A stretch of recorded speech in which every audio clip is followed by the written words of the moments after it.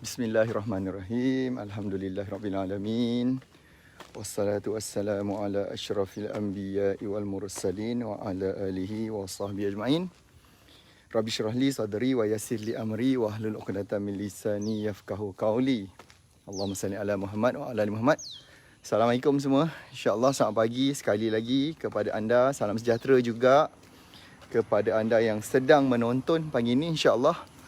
Macam biasa saya morning walk pagi ni, saya nak mengajak anda sekali untuk morning walk dalam kawasan rumah je, bukan dalam kawasan luar. Saya dalam kawasan yang berpagar. Okey, so kita insyaAllah pagi ni sebelum pergi ke satu tempat, insyaAllah saya bersama dengan tim, kita ada sediakan insyaAllah lebih kurang dalam 1000 bantuan bekalan makanan insyaAllah yang hari ni kita nak siapkan untuk disampaikan kepada mereka-mereka yang memerlukan, insyaAllah. Kita faham, kita tahu hari tu tim saya ada jumpa satu keluarga India ni. Dia sebelum ni kerja kilang, dia macam level manager. So dia orang ni dah biasa hidup senang lah sebab pendapatan dia tinggi. Tapi kan sekarang kan bila Covid, maka dia berhenti kerja. So rumah besar, tapi apa yang menyedihkan adalah mereka tak ada duit. Mereka ni tak cukup belanja pun. Sebab yelah sebelum ni kan dah biasa senang. Tapi tiba-tiba kan datang Covid. So benda tu tak terduga. Dan mereka struggle. Alhamdulillah ada tim saya yang sudi, yang dapat menghulurkan sedikit bantuan makanan asas kepada keluarga tu. Dan mereka happy lah, dan mereka hargai benda tu walaupun kita merentasi sempadan kaum, merentasi sempadan agama. Kita bantu semua orang insyaAllah. Dan hari ni pun insyaAllah kami nak selesaikan bantuan kepada 1000 orang penduduk kampung di sekitar Keluang ni insyaAllah. Okay, so terima kasih pada anda yang join pagi ni. Saya nak dedahkan satu lagi benda, satu lagi perkara yang saya rasa perlu saya share. Mungkin anda nak tahu, mungkin anda dah tengok tajuk pagi ni kan. Saya nak dedahkan siapakah yang mengkhianati saya selama ni. Okay, biasalah kan kita ni bila nak berjaya, kita ni bila bisnes, kita nak capai macam-macam benda, betul? Betul kan? Tapi tak semua orang akan senang dengan kita. Tak semua orang akan cuba nak bagi kita macam galakkan, kau boleh berjaya. Kan? Saya ingat dulu kalau kita cakap je kat kawan-kawan kita nak berniaga, mana boleh, tak boleh. Berniaga yang Melayu tak boleh. Kau tengok keliling, kau cuba sedar diri sikit. Mana ada orang Melayu berjaya berniaga ni? Lepas tu kita buat online. Tak boleh, berniaga kena offline. Kena ada kedai, kena ada pejabat, kena ada modal besar gila. Kan itu benda yang biasa. Okay? So saya nak share pada anda, kan, siapakah yang cuba jatuhkan kita? Siapakah yang cuba anda teka sikit? Kalau anda sendiri kan, siapakah orang yang cuba jatuhkan anda sebenarnya? Siapakah orang yang tak senang? Menyebabkan anda jadi malas. Lepas tu anda sendiri pun nanti dah tak nak bertindak. Dek kerana pengkhianatan yang dilakukan. Sesuatu yang berlaku lah. Okay, terima kasih ada yang dah share, dah tekan share, dah tekan. Dia juga dah tag kawan-kawan dia. Alhamdulillah, terima kasih banyak. Banyak pula lah rumput melekat pagi-pagi ni. Okay. Morning walk pagi ni. Kita berisok insyaAllah di kawasan taman je. Jangan pergi jauh-jauh. Sekarang tengah Covid lagi. Kita nampak kes meningkat. Boleh tahan juga dahsyat dia tu. Mudah-mudahan semuanya okey. So, baik. So, siapakah sebenarnya yang menyebabkan kita ni tak bertindak? Yang menyebabkan kita give up tau. Yelah, tak habis-habis. Kan, hari-hari asyik dengar perkataan yang tak elok. Hari-hari nak buat je, tak jadi nak buat. Okay. So saya nak cakap sebenarnya pengkhianat tu dia berada dalam diri kita. Kalau anda tanya saya siapakah pengkhianat kepada saya nak cakap saya sendiri. Saya sendiri yang khianat. Sebab kadang-kadang mulut kita cakap, tangan kita menulis, kita nak berjaya. Kita nak buat bisnes. Tapi tiba satu tahap, tiba satu level yang kita sendiri yang ada satu sindrom cuba menggagalkan apa yang kita dah plan, apa yang kita nak capai. Betul ke betul? Orang lain tu kita tak payahlah cerita. Tapi saya nak cakap, yang lagi mencabar tu kita sendirilah. Cabaran daripada diri kita sendiri yang paling orang kata dahsyat gila. Kan? Bukan daripada luar. Bukan daripada jiran tetangga. Bukan daripada mana-mana orang. Yang lagi dahsyat daripada kita sendiri yang namanya ada satu sindrom. Sindromnya namanya self-sabotage. Kita sendiri yang sabotage diri kita. Kita janji, aku nak buat FB Live besok. Tiba masa pagi macam ni saya sendiri tau. Malas lah. Besok lah, lusa lah. Lagipun semalam aku live pun tak ramai sangat tengok. Malas lah nak live macam ni.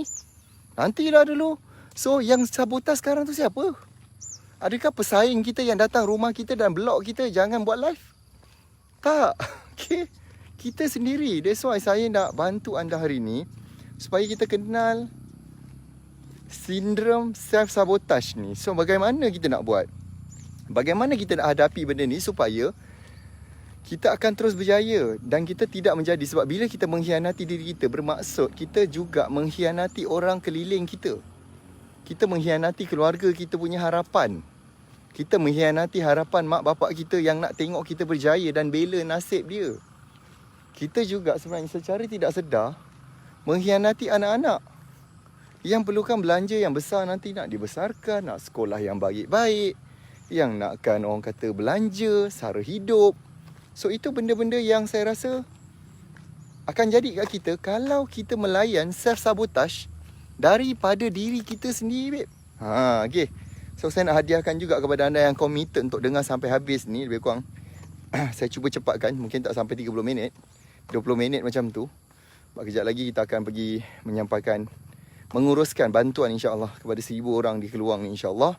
Untuk bantuan makanan berupa macam beras, minyak masak, biskut. Ada lagi lah beberapa item yang insya-Allah untuk satu keluarga lah insya-Allah. Okay. So bagaimana kita nak menghadapi benda ni? Bagaimana kita nak handle self-sabotage supaya dia tidak mengganggu kejayaan kita? You akan nak berjaya. Kan? Dulu saya ingat lagi apa perkara-perkara yang kita cuba kenal pasti dulu. Apakah perkara-perkara yang selalu kita self-sabotage diri kita? Cuba kita mengaku sama-sama. Satu, bila dah tulis benda nak buat, kita tak buat. Ada benda yang kita dah nak buat, kita lambat-lambatkan dia, kita lengah-lengahkan dia. Ada benda yang kita bagi alasan, tak boleh lah, bulan ni tak sesuai lah, COVID. Sebelum COVID pun cakap macam tu juga. Tak boleh lah, aku belum dapat vaksin lah, tak boleh lah. Tak boleh lah online ni, Facebook susah lah, Facebook mencabar lah. Payah lah, tak boleh berjaya lah dengan Facebook. Tengok orang lain berjaya, tengok ada testimonial result. Alah, tak betul tak tidak ni kita cuba menafikan. Orang putih cakap denial syndrome. Kita cuba menafikan benda tu. Kita cuba macam tak adalah, tak betul lah tu, bongak je tu. Kan? Itu yang berlaku sebenarnya. So bagaimana kita nak, macam mana kita nak saya nak ajar anda bagaimana kita nak menangani pengkhianatan ni. Okay? Bagaimana? That's why lah yang pertama tadi saya kata, kita cuba kenal pasti dulu. Nombor satu, kenal pasti. Apakah simptom dia? Macam COVID lah kan. Kalau macam ni, oh ni tanda-tanda COVID ni. So kita cuba kenal pasti dulu apakah simptom dia yang kita panggil dia self-sabotage. Okay, contoh macam tu, dah plan, dah apa semua, kita macam lengahkan, kita tangguh-tangguhkan dia. Kan ada masa yang kita kata, tak adalah, saya tak ready lagi lah. Saya belum bersedia lagi nak berniaga ni. Saya tak ready lagi, saya belum bersedia lagi untuk nak buat Facebook. Contoh, saya tak gerti lah nak buat copywriting ni. Copywriting ni payah lah, susah lah, ni bukan untuk saya.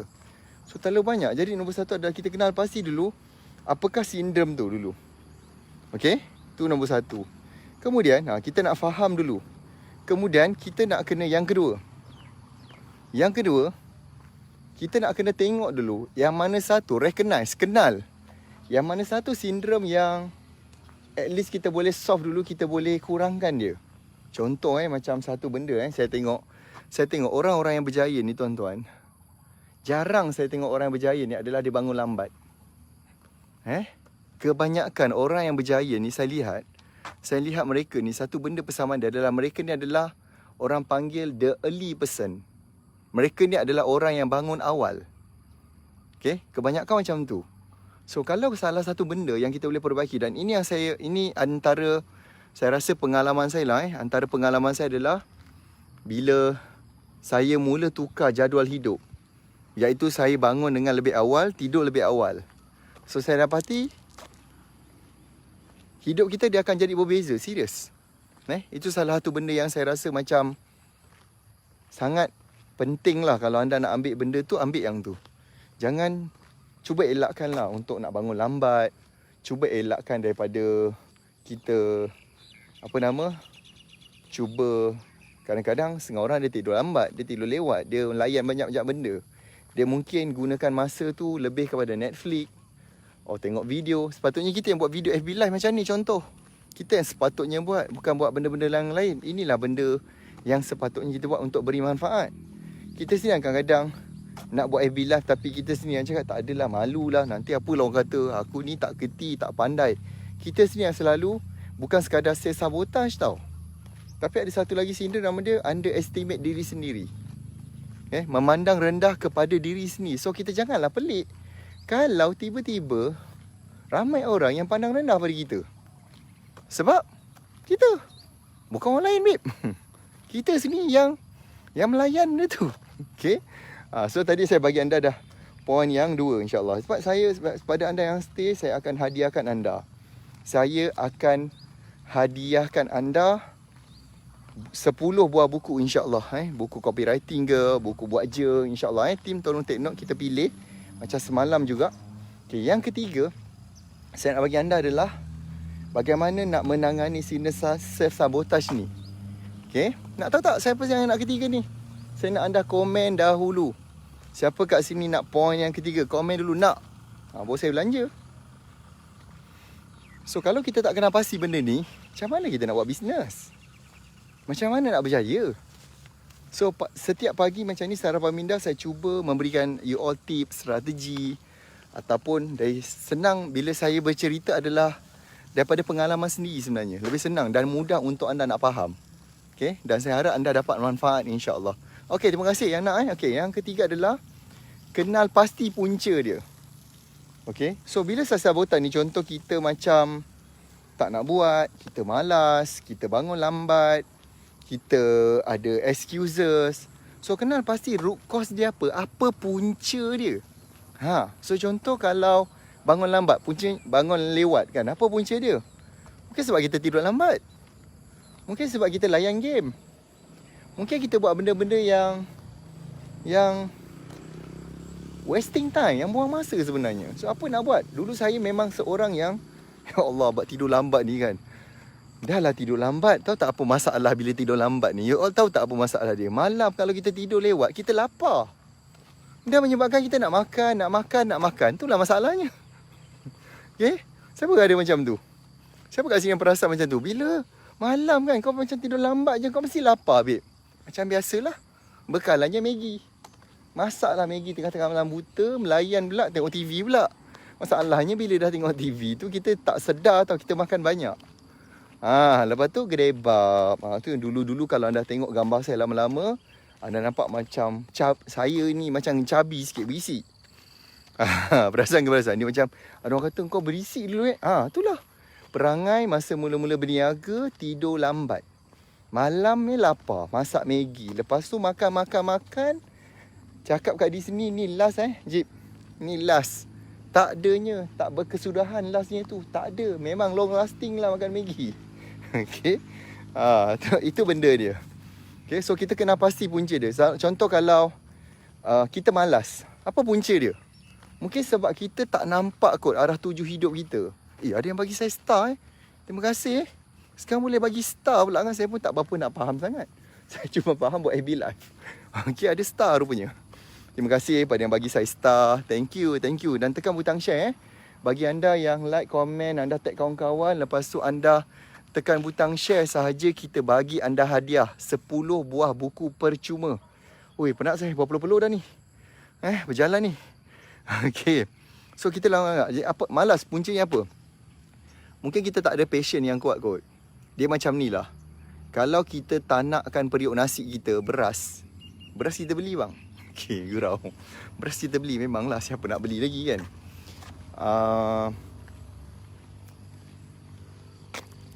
Api tu tak kuat.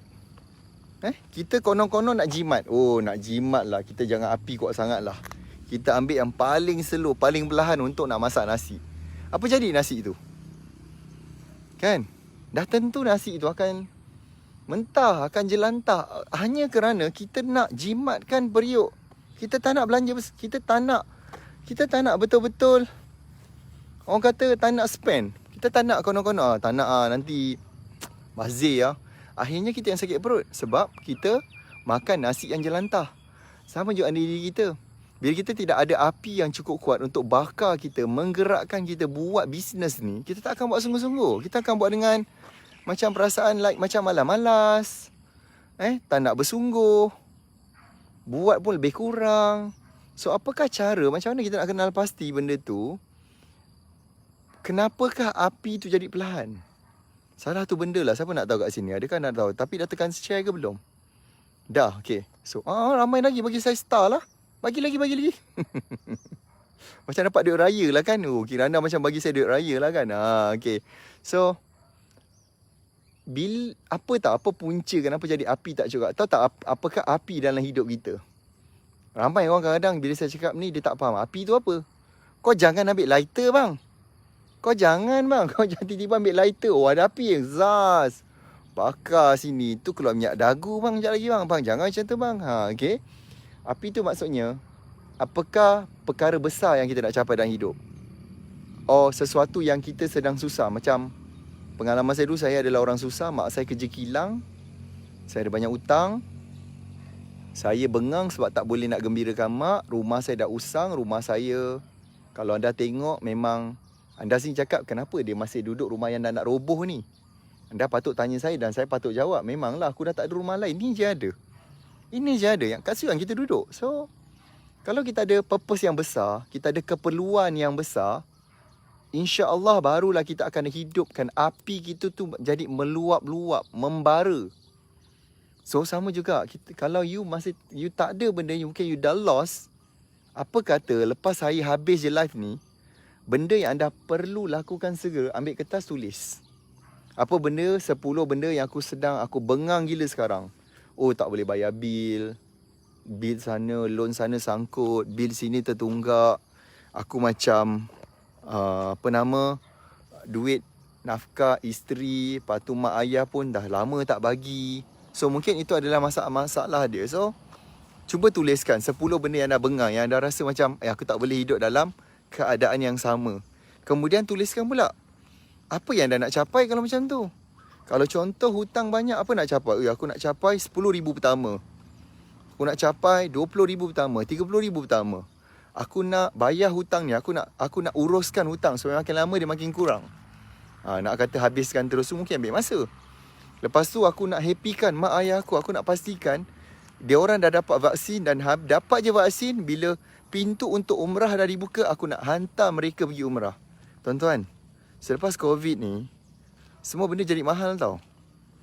Especially yang berkaitan dengan industri pelancongan. Industri yang macam umrah haji. Umrah dia jadi mahal tau. Dia akan dah jadi macam umrah VIP lah. Sebab hanya hotel-hotel yang mempunyai ruang yang besar dibuka. Bermaksud mereka hanya memilih hotel 5 star.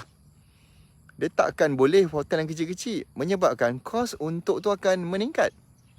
Itu benda yang berlaku. So, ibarat kalau kita nak hantar mak ayah kita pergi haji, mungkin lepas ni kita kena ada minimum 10 ke 15 ribu untuk nak buat umrah. Itu umrah tau, yang biasa boleh dapat package 6 ribu, 7 ribu. Habis kalau haji yang memang harga tinggi, package paling murah sebelum ni pun ada yang 30 ribu lebih. Lepas tu ada yang 100 ribu. Tapi macam mana kita nak pergi? Macam mana kita nak hantar mak ayah kita kalau kita tak buat sesuatu kat situ, tuan-tuan? Ya, faham tak benda tu? Kita tak, situasi yang berlaku lepas COVID ni akan berbeza. Situasi akan berbeza, tuan-tuan. Terima kasih pada yang share. Terima kasih. Kita akan hadiahkan buku kepada anda, siapa yang betul-betul committed nak dengar lagi saya cakap ni. So, tuliskan beberapa perkara yang you betul-betul nak capai. Ini akan jadi api yang membara, yang menyebabkan bila you nak duduk, you nak bermalas-malas, tengok balik matlamat. Bagus kalau you all tampal kat wallpaper phone. You tengok, uish, ni aku nak capai. Kau dah kenapa? Kau kenapa nak malas-malas? Kau tak boleh macam ni, babe. Kau kata nak capai benda ni. Mana janji kau? Mungkin bawah tu anda akan hashtag jangan jadi pengkhianat. Macam tu. Serius, babe.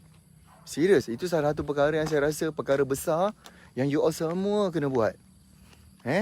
Itu benda antara kenapa, bagaimana kita nak menangani self-sabotage. Kita identify. Contoh apa lagi?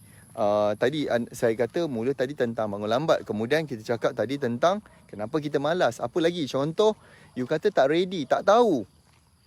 Orang yang berjaya, dia tak akan cakap tak tahu, tuan-tuan. Sini saya nak tahu, saya nak bagi tahu. Mungkin, yelah saya tak tahulah, mungkin you terlepas pandang ke, macam mana ke.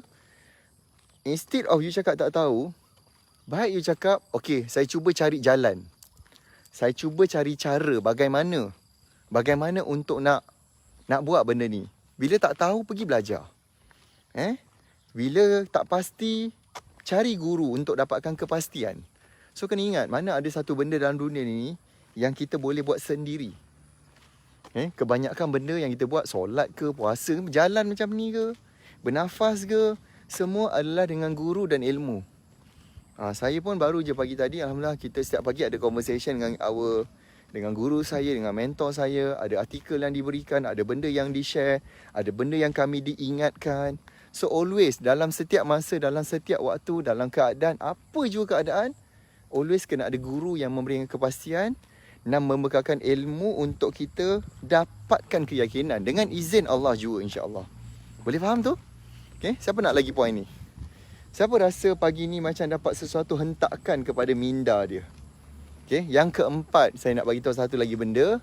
Bagaimana untuk nak reducekan, nak mengurangkan. Dalam masa yang sama kita nak menghapuskan self-sabotage kita.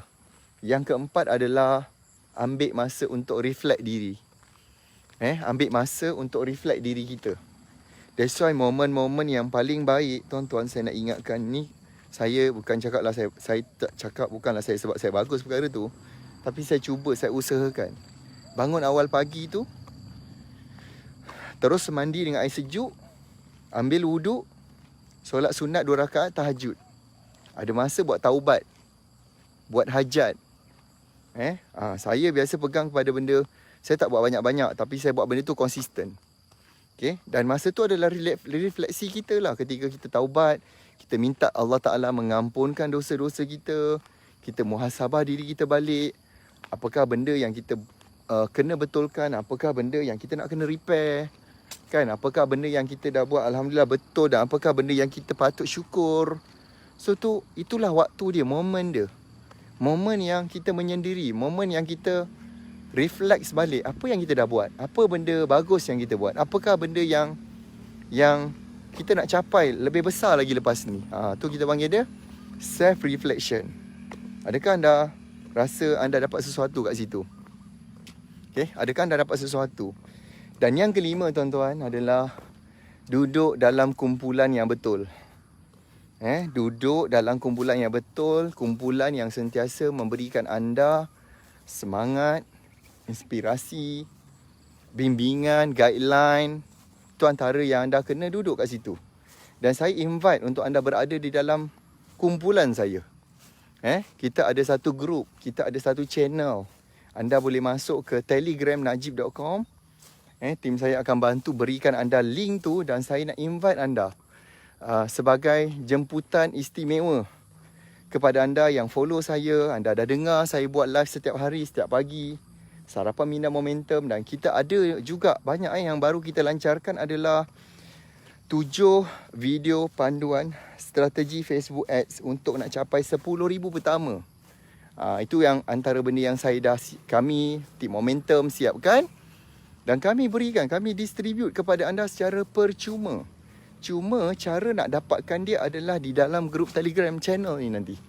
You all pergi kat Telegram channel tu, website dia adalah, dia punya link dia telegramnajib.com. Pergi kat situ juga nanti kita akan umumkan siapakah pemenang bertuah yang akan dapat buku yang saya janjikan tadi. Ada 10 buah buku kita nak berikan percuma kepada anda insya-Allah. Okay, so jangan lupa pergi ke Telegram najib.com, dapatkan bimbingan kat situ, dapatkan reminder. Setiap pagi saya pun akan remind, saya akan shout kat situ. Saya akan beritahu apa benda nak dibuat, apakah benda yang kita jangan sabotaj diri kita. Anda pun dah kenal dah siapakah sebenarnya. Saya sendiri mengaku yang mengkhianati saya adalah saya sendiri, bukan orang lain. Orang lain tu hanyalah beberapa peratus sahaja sumbangan dia. Yang banyak adalah daripada kita sendiri insya-Allah. Terima kasih banyak. Kita jumpa lagi. Jangan lupa untuk teruskan share kita punya link Facebook Live pagi ni. Mudah-mudahan ada ramai lagi orang yang akan dapat manfaat daripada perkongsian pagi ini insya-Allah. Assalamualaikum warahmatullahi wabarakatuh dan salam sejahtera. Jumpa lagi, bye-bye.